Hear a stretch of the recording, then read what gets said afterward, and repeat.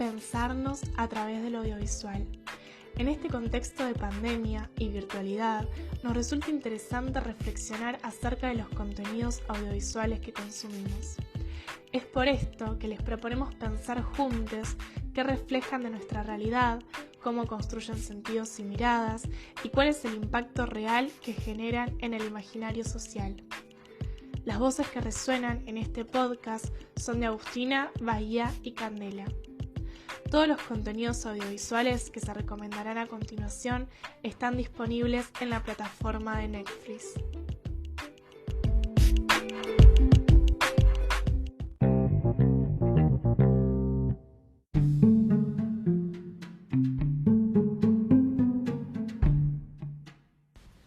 La siguiente recomendación es una serie que está en Netflix que se llama Sex Education. La serie comienza relatando la historia de Otis, un chico de 16 años, virgen, muy tímido, que vive con su mamá en un pueblo de Inglaterra. La madre de Otis es una terapeuta sexual, algo así como una psicóloga del sexo, lo que hace que Otis tenga cierto rechazo por el sexo. Otis no es popular y el único amigo que tiene es Eric, y ambos son bastante maltratados en la escuela, sobre todo Eric, que es negro y gay. Pero todo cambia para Otis cuando le da un consejo sexual a un compañero del colegio. El consejo funciona a la perfección y Maeve, compañera de escuela, ve la forma de ganar dinero en esto. Juntos, Maeve, Otis y Eric arman una clínica sexual clandestina en la que darán consejos a los estudiantes a cambio de plata. Sex Education, a mi parecer, es una serie que encuentra el espacio para hablar con mucha sensibilidad de temas como el aborto, de violencia por orientación sexual o expresión de género, de homofobia internalizada, de la presión por la excelencia y del abandono familiar. Pero es principalmente una serie mitad cómica, mitad dramática, en la cual lo interesante y lo más hermoso es ver a sus personajes desarrollarse y desenvolverse en una etapa tan compleja como lo es la adolescencia. Y también porque lo que se destacan son las representaciones de amor y aceptación. Por ejemplo, tenemos a Eric, que en un principio te lo muestran como el estereotipo de homosexual, marica, feminizado, pero tiene unas vueltas realmente muy interesantes y sus momentos de introspección son increíbles. Y rompe totalmente este estereotipo. Esto que digo pasa con la mayoría de los personajes, con algunos más, con algunos menos, pero pasa todo el tiempo. Y el tipo de personaje que te muestran en un principio cambia radicalmente y se desarrolla. No solo que cambia, sino que te muestran por qué es como es. Así que nada, todos los personajes son disfrutables y tienen esa vuelta de tuerca que los hace parecer gente normal y no que forman parte de una serie. Ahora, yendo a lo más importante y lo que da nombre a la serie, el sexo. Creo que nuestra sociedad le da muchísima importancia al sexo y lo muestran como algo en lo cual no puede fallar. El porno tampoco ayuda demasiado, ya que crea una fantasía muy poco realista de cómo es el sexo. En este contexto, los problemas sexuales se evitan, pero están ahí, pero no se hablan. Esta serie medio que manda al carajo todas esas imposiciones que existen alrededor del sexo y plantea que hay problemas y que hablando se pueden solucionar. Es una serie ideal para que la veamos los adolescentes. Hay desde problemas para acabar, pasando por sexo oral, parejas del mismo sexo, problemas de erección y un sinfín más. Y para no quedarse cortos, toca problemas con las drogas, el alcohol, los familiares y el aborto. Y hay un abanico grande en todos los casos. Está la familia ausente, los que no saben cómo conectarse, los que exigen demasiado. El sexo siempre fue un tema bastante particular en la vida de las personas. Siempre estuvo ahí, pero no siempre uno se sentía cómodo hablando de eso. Hubo momentos donde el sexo se convertía en un re tabú. La mayoría de seguro pasamos la situación de estar viendo una película con nuestros viejos o un familiar y de repente aparecía una escena de sexo y en ese momento girabas los ojos y esperabas que pase rápido. A ver, tampoco pienso que ahora sea muy distinto, Pero si hay algo que es seguro es que los temas sexuales se normalizan más. Sobre todo en nosotros, los adolescentes y los jóvenes, hay mucha más libertad para hablar de sexo.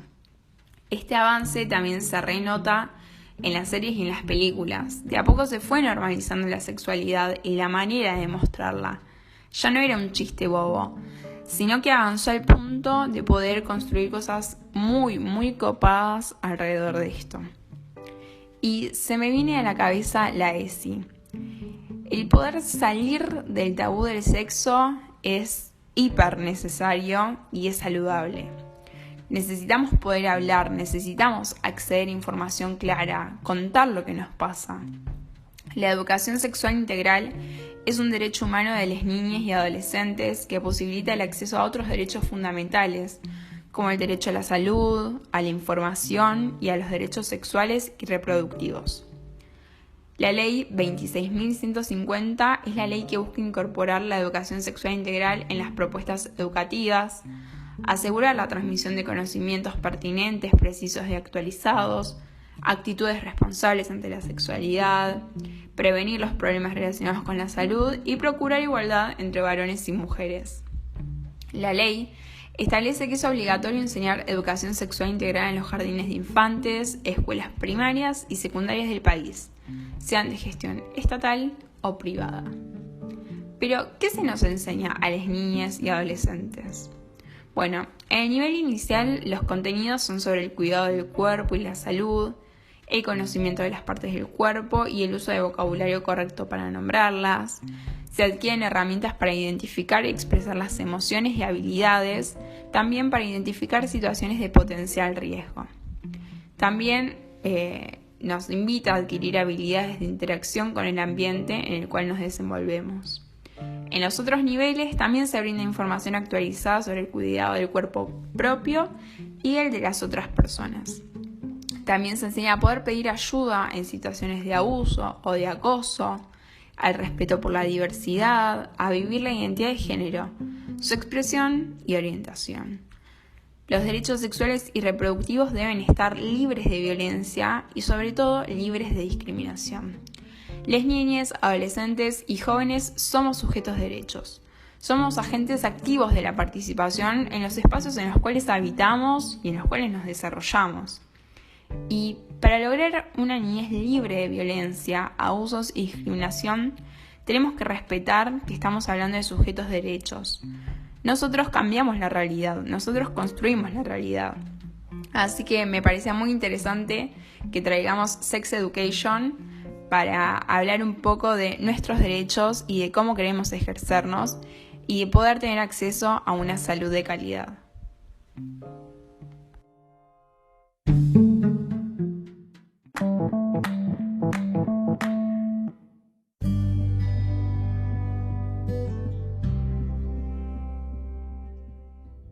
No soy un hombre fácil. Este es el nombre de la comedia francesa que busca problematizar de forma irónica la desigualdad histórica entre el hombre y la mujer, los roles y estereotipos de género y las dinámicas dentro del sistema patriarcal. La película relata la vida de un hombre, clase media alta, que reproduce los típicos estereotipos sexistas y machistas.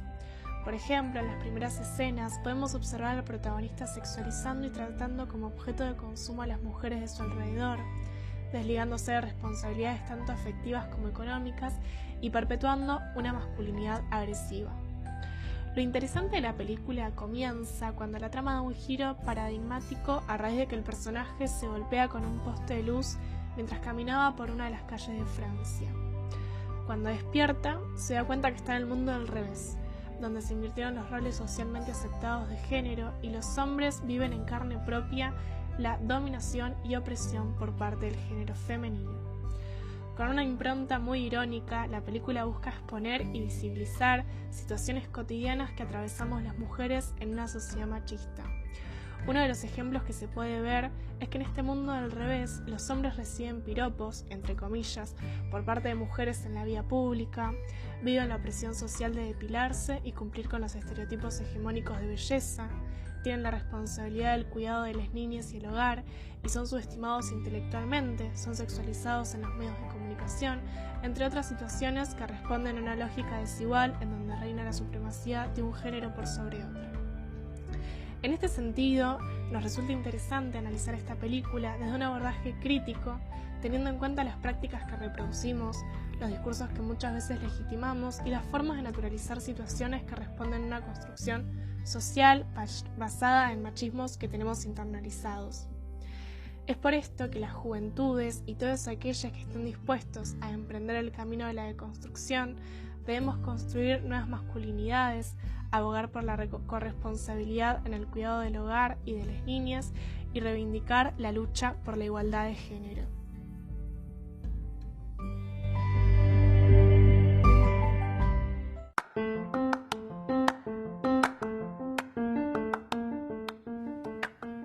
Feministas, ¿en qué estaban pensando? Documental basado en entrevistas a mujeres militantes que cuentan sus diferentes historias bordeando temas como la desigualdad de género en todos sus ámbitos, el racismo y la homofobia. Se dan a conocer las variadas formas de expresión que se usaron para reclamar la igualdad entre las personas a través de los años.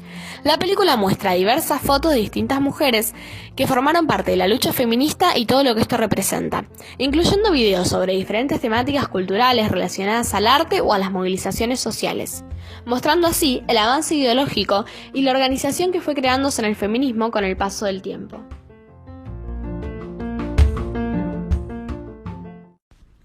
La siguiente recomendación es un documental que se llama Disclosure. La traducción en español vendría a ser algo así como revelación. ¿De qué trata este documental? Habla sobre ser trans más allá de la pantalla. Es un documental que estrenó Netflix en el mes del orgullo y tiene como protagonista a la comunidad LGTBIQI+, en donde se reflexiona sobre la representación de las personas trans en el cine y la televisión. Es muy interesante el recorrido que hace el documental, ya que viene un poco a recordarnos que, por ejemplo, desde comienzos de 1915-1920, esos roles e imágenes que aparecieron en la pantalla grande de las personas trans, la mayoría de las veces fueron negativas. Unos datos un poco más técnicos que me parecían interesantes para traer es que el director del documental es Sam Feder y es un histórico activista trans, y lo que hace es invitar a reflexionar a actrices, actores, directores y guionistas trans. También me parece importante mencionar que la productora ejecutiva del documental es la Laverne Cox, que es una actriz y activista trans, y es mundialmente conocida por su papel en la serie Orange is the New Black. Y este es mi dato preferido, que es que a su vez la producción de este documental empleó a más de 150 personas trans, desde la edición hasta la distribución, con lo cual creo que legitimó todavía más todo el discurso. Desde sus activismos y experiencias, los invitados van haciendo un recorrido sobre lo que veían desde niñas en la televisión y cómo estas representaciones les afectaron y condicionaron muchas veces sus conductas y decisiones. También recuerdan cómo las actitudes que se presentan en la pantalla condicionan el comportamiento y la actitud posterior del público, y consecuentemente de la sociedad frente a las personas trans. Tuvo que pasar mucho tiempo, mediado por el activismo y la presencia de las personas trans en la televisión, para que los medios dejaran de lado los estereotipos con los que se mostraba la identidad transgénero en la pantalla, como un motivo de burla, de humillación y hasta de asco. En el recorrido que hacen sobre estas representaciones, en la mayoría de las películas los personajes trans se muestran de manera ridícula, paródica, violentados o simplemente se los muestra como psicópatas. Los testimonios de artistas y activistas trans se van entrelazando con las escenas y van reconstruyendo un relato que está basado en experiencias personales y en estadísticas reales. Hay una frase que aparece en el documental que me parece muy interesante para traer, que dice: "No se puede ser lo que no se puede ver". Y ese mensaje está presente en el documental y también se traslada a la sociedad toda. No podemos ser una mejor sociedad hasta no verla. Y siento que si algo queda claro a esta altura es que los medios forman sentidos, que la ficción que consumimos nos muestra una forma de ver el mundo, y que si no se preocupa en ser inclusiva y deja a tanta gente excluida, da cuenta de que todavía hay mucho trabajo por hacer. Otro de los testimonios que aparecen lo da Alexandra Billings, que es actriz y activista trans, y menciona: salí en un montón de series sobre hospitales. Ella trabajó mucho en episodios de Grey's Anatomy. Y comenta: morí un montón de veces, no paraban de matarme. Y refiere a uno de los estereotipos trans que más se usa en la televisión, que es el personaje que ingresaba al hospital por complicaciones relacionadas con su transición.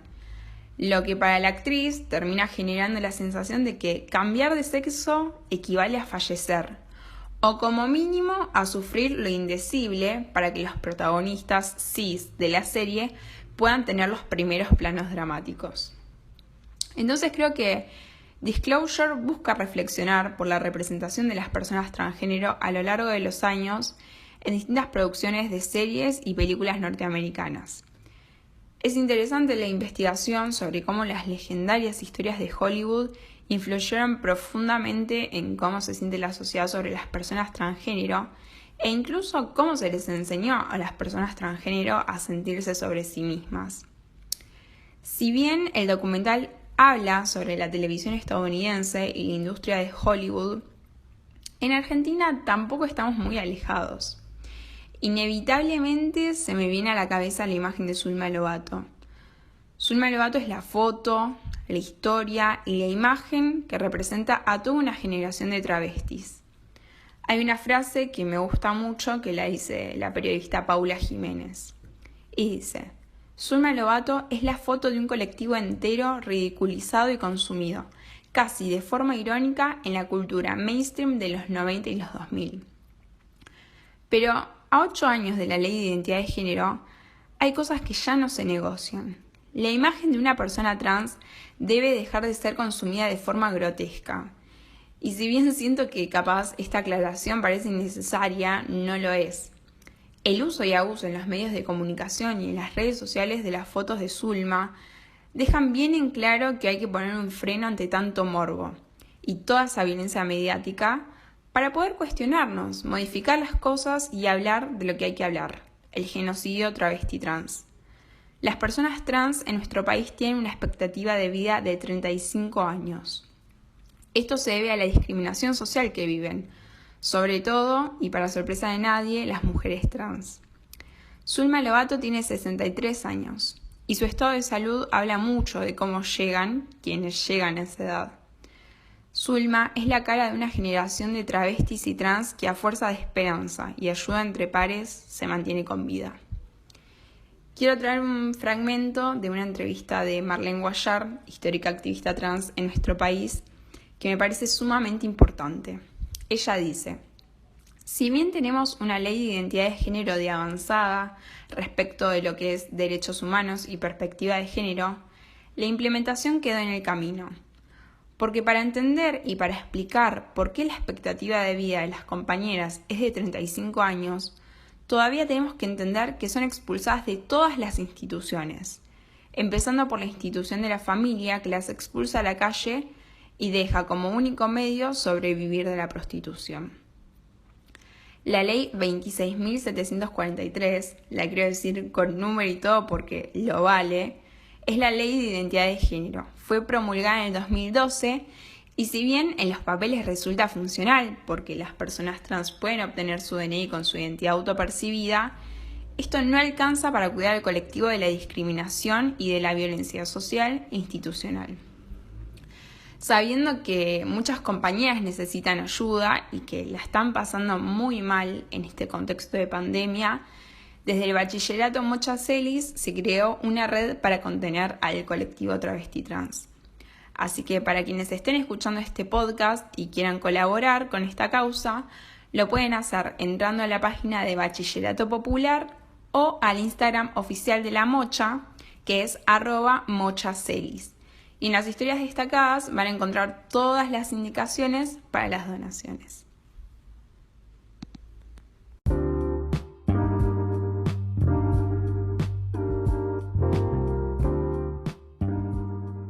La siguiente recomendación es poco ortodoxa.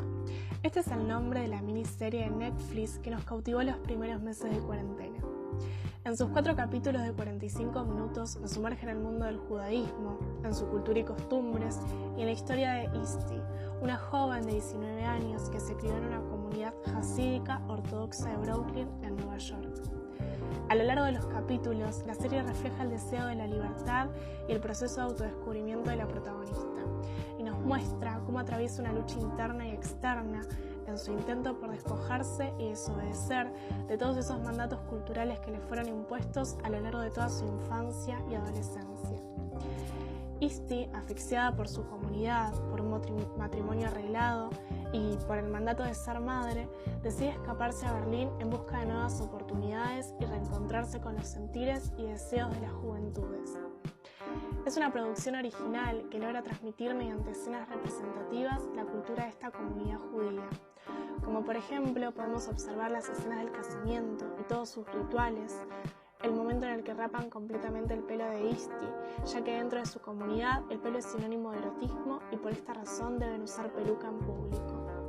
También podemos identificar en Isti las estructuras de opresión que se edifican sobre la fe judía en esta historia, pero que podría ser reemplazada por otras tranquilamente, como por ejemplo el matrimonio, la maternidad obligatoria, la familia tradicional, el mandato del placer masculino, la represión y castidad sexual hacia las mujeres, entre otras cuestiones.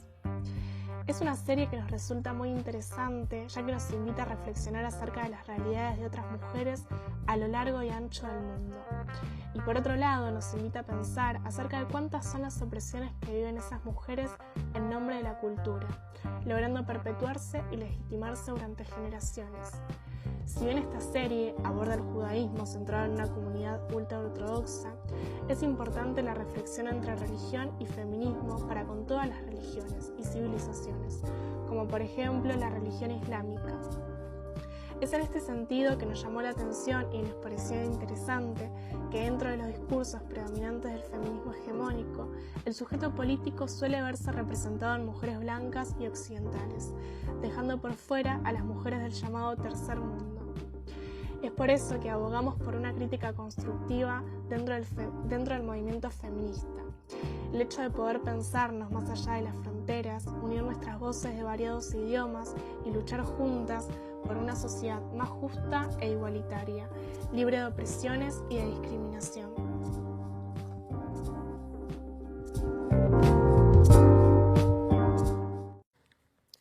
Carol. Película de época que narra el romance entre 2 mujeres y muestra la discriminación que se frecuentaba años atrás ante la homosexualidad, remarcando la situación de injusticia en la que se encuentra la protagonista al ser juzgada constantemente por su orientación sexual, mostrando de esta manera la opresión social que sufrían las personas al enamorarse de alguien de su mismo género.